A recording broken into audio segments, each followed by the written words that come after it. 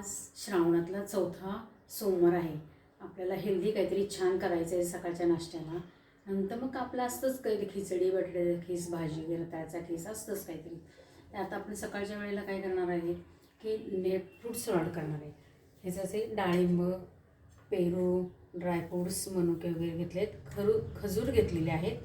परत हे मध आहे आणि हे पावडरचं दूध केलेलं आहे आपण किंवा साधं दूध, आणि हे सफरचंद आणि हे आपले वेलदोडे, जायफळ पावडर हे सगळे मिक्स करून घेतलेली आहे ह्याच्यामध्ये. मी आता हे सगळं एकत्र करते.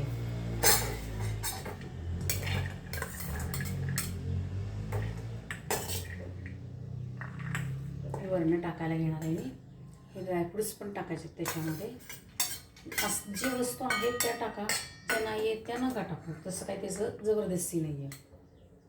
परत खजूर घेणार आहे थोडेसे ह्याच्यातले.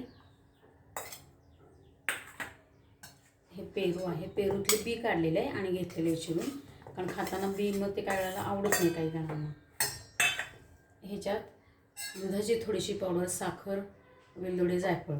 जर हे तुम्हाला चालत नसेल तर नका घालू वेलदोडे, जायफळ वगैरे. प्रत्येकाची आवडीचे प्रश्न किंवा चालते नाही चालत. हे आहे सफरचंद.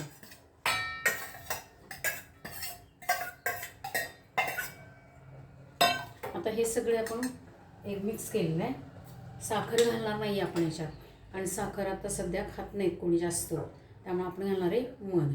मधाने कसं होतं, शुगर वाढत नाही आणि गोडपणा पण येतो, आणि फळांमध्ये तर आहेच आहे गोडपणा, त्यामुळे खायला काहीच हरकत नाही. 2 चमचे साधारण मी मध याच्यात घालते.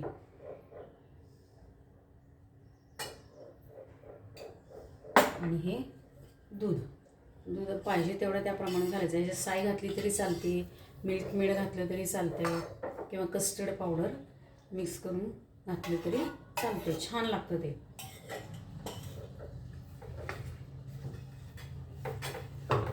सगळं आता मिक्स केलेलं आहे. याच्यात साखर घातलेली नाही, मध घातलेलं आहे. हे मेन आहे, कारण ते कुणालाही बाधत नाही. आता ह्याच्यामध्ये मी हे बघा सगळं घातलेलं आहे. किती छान रंग पण आलेला आहे, सगळं मिक्स सगळं डिझाईन. ह्याच्यामध्ये दाखवते तुम्हाला. लाल, पांढरं, काळं, तांबूस सगळा रंग आलेला आहे याच्यामध्ये. आणि हे जर थोडासा रस राहतो ना, तो असा वरनं ओतायचा.